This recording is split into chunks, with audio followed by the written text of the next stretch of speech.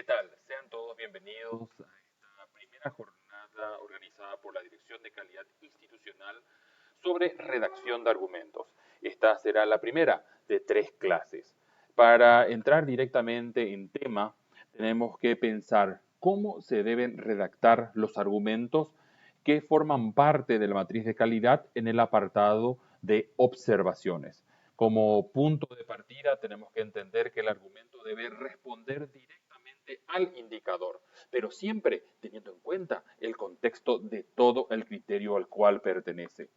También tenemos que comprender que la redacción debe ser sencilla, clara, precisa, con palabras técnicas, pero no rebuscadas. También otra cuestión que tenemos que tener presente es el hecho de que el objetivo de este argumento es justificar el nivel de cumplimiento que previamente hemos consignado, ya sea de cumplimiento total, cumplimiento parcial o de no cumplimiento. Y también este argumento debe conducir al evaluador externo a entender, comprender y poder guiarse en lo que son los medios de verificación que se han también consignado en la propia matriz y los acompañan. Y por último, y esto es muy importante, el objetivo de esta redacción no es repetir lo que ya está en el indicador, ¿ok? Y sí comprobar los documentos que uno tiene que aportan datos, que es lo importante, lo preciso, y que dan fe del cumplimiento del indicador. Para que podamos comprender un poquito lo que estamos explicando, vamos a basarnos en 3 casos, 3 indicadores del criterio 121, pertinencia y eficacia en la gestión del proyecto académico. Como hemos dicho, esta evaluación que uno hace tiene que darse dentro del contexto de todo el criterio y aunque estemos resolviendo indicadores por separado, recordemos que este criterio tiene 10 en total y que están hechos de una forma secuencial para ir demostrando el cumplimiento de nuestras carreras. Así, el primer de los indicadores que vamos a tratar dentro de este video explicativo es el primero, la A, que dice que la oferta educativa es el resultado de un riguroso estudio de las necesidades y posibilidades del medio externo. Aquí nosotros tenemos que entender que el indicador nos plantea el hecho de la existencia de algo, ¿ok? Y que es que la oferta educativa ha sido, ¿verdad?, resultado de un riguroso estudio, que es la condición que nosotros queremos, y las cualidades que debe tener este estudio es que debe responder, por una parte, a las necesidades y por otra parte, a las posibilidades que nos ofrece el entorno donde nuestra carrera se ofrece. Y aquí, ¿qué es lo que se tiene que tener en cuenta para poder llevar adelante esta argumentación? Bueno, uno primero tiene que tener en cuenta cuáles son las que nos ofrecen datos sobre las necesidades de nuestro entorno. Así tenemos la opinión de los empleadores, la opinión de los graduados, el tipo de infraestructura, equipo y materiales que se requieren para la titulación que nosotros estamos teniendo, los recursos humanos, ya sea de docentes, de técnicos, de administrativos, directivos, también el presupuesto, el marco normativo, ¿verdad?, en el cual nuestra carrera se sitúa, Paraguay, Universidad Nacional Asunción, facultad, y, ¿por qué no?, el plan de desarrollo nacional. Recordemos que a nivel constitucional nuestros programas de estudio deben responder a este plan nacional de desarrollo. Existe una cantidad de otros ítems que uno puede tener. Estas son solamente una propuesta para tener en cuenta dentro de este ejercicio. Ahora, estos son las necesidades, los que nos ofrece cómo está, digamos, o qué cosas necesitamos, perdón, para poder llevar adelante nuestro proyecto académico. Pero cómo está la situación en sí, eso nos habla las posibilidades. En ese contexto, la sostenibilidad de la carrera, el tener alumnos, el financiamiento también, cómo es que se da, los interesados que podamos nosotros tener en la titulación que estamos teniendo, cuál es nuestro público meta, el campo laboral emergente, ¿ok?, que ellos van a tener una vez que cursan la carrera, las colaboraciones o convenios que podrían haber. Y hay obviamente otros factores. Cuando uno hace el estudio de mercado, obviamente lo que hace es primero establecer cuáles son los elementos que justificarían el hecho de poder estratégicamente hacer ya sea una actualización del proyecto o, por qué no, también una creación de una nueva propuesta académica. Ahora, lo que a nosotros nos interesa en este taller es el tema de la redacción de argumentos. Y sobre una base de un criterio con cumplimiento total, una propuesta a modo de ejemplo de cómo responder efectivamente a este primer indicador sería, uno, que el proyecto académico fue actualizado en el año 2023. Esto obviamente es sobre la base de los criterios específicos de titulación establecidos por la NEAES. También fue enriquecido con la opción de los empleadores, quienes sugirieron competencias que pueden evidenciarse en el perfil de egreso y objetivos de la carrera. Del seguimiento a egresados surgió la necesidad de incorporar asignaturas optativas sobre evaluación de la educación superior. Se constató que se cumplen con los aspectos financieros, de infraestructura y de recursos humanos, exigidos por el CONES, y que las perspectivas de crecimiento poblacional hacen suponer que la futura necesidad de centros educativos que requerirán profesionales de la carrera que ofrecemos. Si nos percatamos, en ningún momento de esta redacción hemos hecho una mención literal, ¿verdad?, del indicador. Pero por las partes que hemos redactado, estamos haciendo referencia tanto a necesidades como a las posibilidades del medio, que es lo que de alguna forma nos llevan a que efectivamente se resuelva que nuestra carrera es pertinente y eficaz en lo que respecta, ¿verdad?, a cómo definió la oferta educativa, ¿sí? Hagamos otro ejemplo, ¿sí? El indicador E. Dice que la carrera prevé recursos de infraestructura, equipamientos, materiales e insumos requeridos para la implementación eficaz de la misma, considerando el enfoque de educación inclusiva. Claramente aquí nos está hablando de tener, ¿verdad?, de manera prevista, ¿verdad? ¿Qué cosa? Infraestructura, equipamientos, materiales e insumos. Y las cualidades que tienen que tener estos cuatro elementos que nos pide el indicador son, por una parte, que ayudan a una implementación eficaz de la carrera, y por otra, que cumplen con el enfoque de educación inclusiva. En ese contexto, teniendo en cuenta estos elementos que nos piden y las cualidades, una propuesta de análisis que se podría hacer sería hacer listas de cotejo donde se detalla toda la infraestructura que se posee, todos los equipamientos necesarios, los materiales que son bienes muebles de una duración prolongada y los insumos que son elementos que se deben comprar con frecuencia porque así como se compran, se utilizan y se pierden, se desgastan o se terminan, ¿ok? Y en ese contexto, una vez que uno tiene esta lista de cotejo y hace la revisión, ¿verdad?, se encuentra con cuáles tiene, ¿ok? Ahora, entendamos una cosa sobre esta cuestión. El indicador nos habla de una implementación eficaz. El hecho de hacer una lista de cotejo nos ayuda para poder demostrar que tenemos, pero no responde realmente sobre si ayuda eficazmente a la implementación.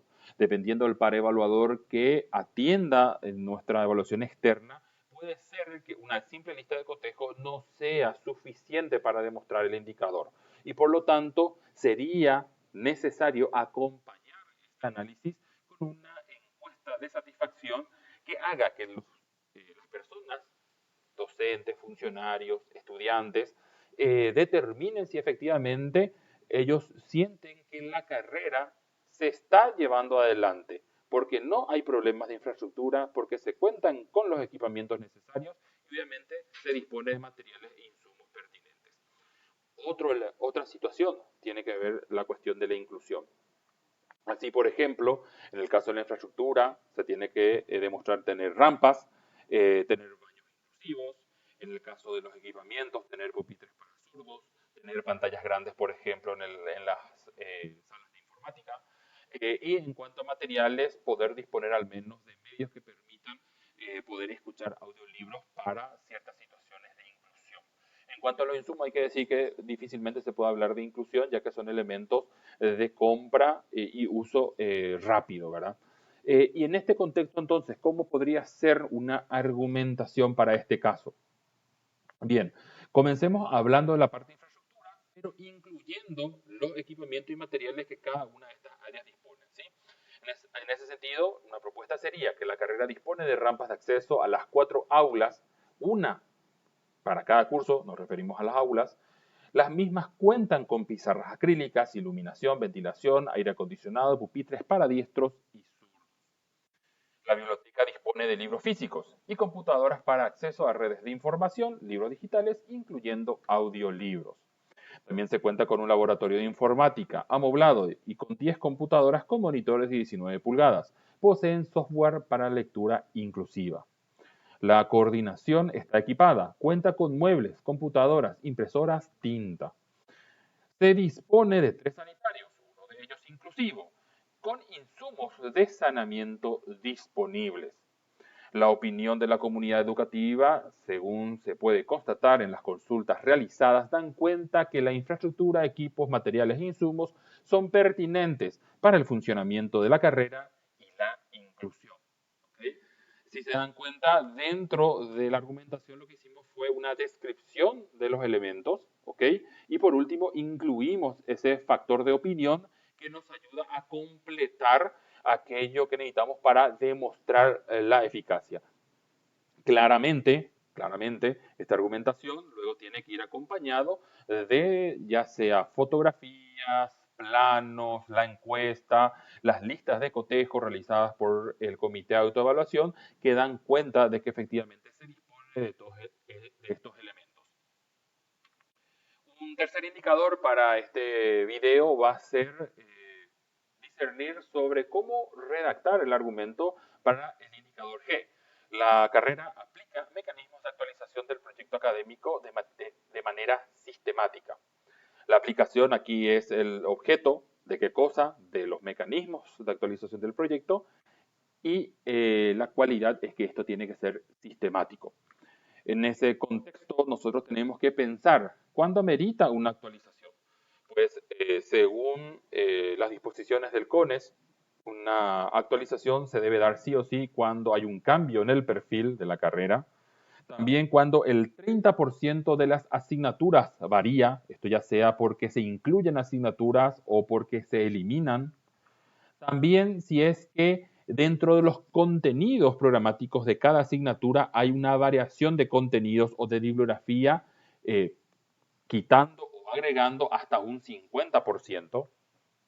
También si es que se decide cambiar la modalidad de las asignaturas, el CONES habla de un 20%, ¿verdad? Pero la verdad es que esto no funciona tan así. O sea, o toda la carrera está en presencial, en semipresencial o a distancia, ¿ok? Si se va a hacer un cambio entre esas modalidades, sí o sí se tiene que llevar adelante una actualización del proyecto. También si hay cambios en cómo se diseña el currículum, ¿okay? Esto puede ser una determinación nacional o puede ser una determinación de la universidad. Y también si es que se da un cambio en la denominación de un título. Entonces, de repente es licenciado en y pasa a ser ingeniero en, por dar un ejemplo. O los cambios, como por ejemplo llegó a ver históricamente en ciencia de la educación, que anteriormente era pedagogía y luego pasó a ser educación. Si hay ese tipo de adecuaciones, se tiene que sí o sí actualizar también el proyecto para que sea válido.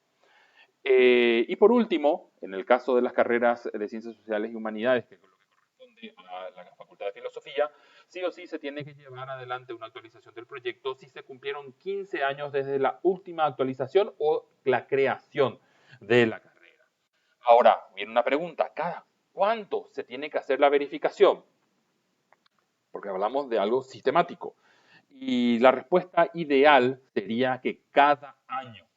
lo cual no implica que cada año tiene que haber una actualización del proyecto académico, sino que hay una verificación.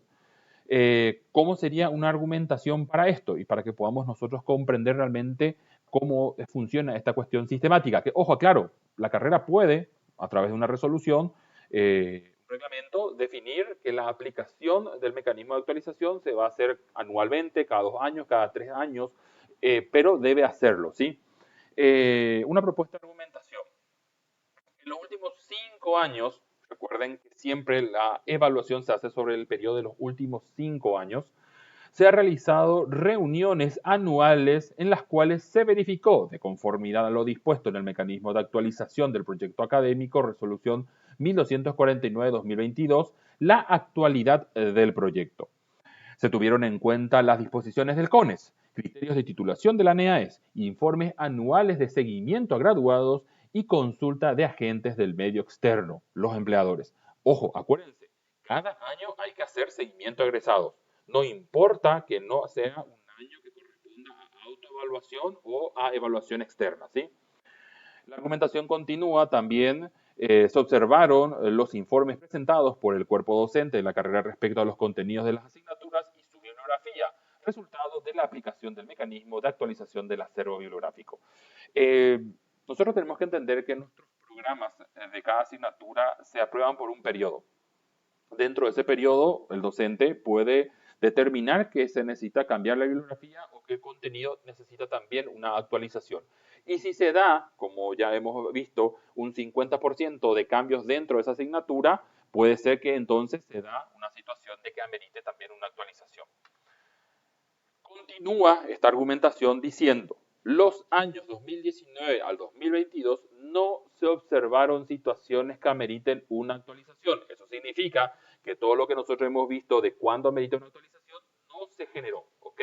No pasaron 15 años, no cambiaron las asignaturas o no hay una necesidad de cambio de asignaturas, no hay una necesidad de cambio de contenidos, la modalidad no está cambiando, no cambió el diseño curricular, ni el perfil, ni el nombre de la titulación, ¿ok? Repito, los años 2019 a 2022 no se observaron situaciones que ameriten una actualización. Durante el 2023, los efectos de este ejemplo, en vista a la intención estratégica de cambiar la modalidad de la carrera a semipresencial, se procedió a un estudio amplio de mercado y a la elaboración de una actualización del proyecto académico. Entonces, nosotros ahí justificamos, ¿verdad? Ahora, ¿qué pasa si en los 5 años que nos correspondió no hubo ningún mérito para hacer una actualización del proyecto? Pues se pone eso, pero se tiene que tener toda la documentación que ha sido observado por el Comité de Actualización Curricular y los informes de cada año donde justifican que se está aplicando el mecanismo, pero que el mecanismo arroja que no hay necesidad de la actualización pretendida, ¿sí? Muy bien, hasta aquí vamos a ir nosotros con lo que es la parte explicativa y tenemos que entrar dentro de lo que tiene que ver la práctica. En ese sentido, les invito a ingresar a este formulario donde además podrán consignar la asistencia a este taller, ¿ok? Tendrán dos argumentos que construir sobre la base de 2 indicadores de este mismo criterio y por último también se les invita a evaluar esta clase, ¿sí? Cualquier cosa, estamos en contacto en una semana.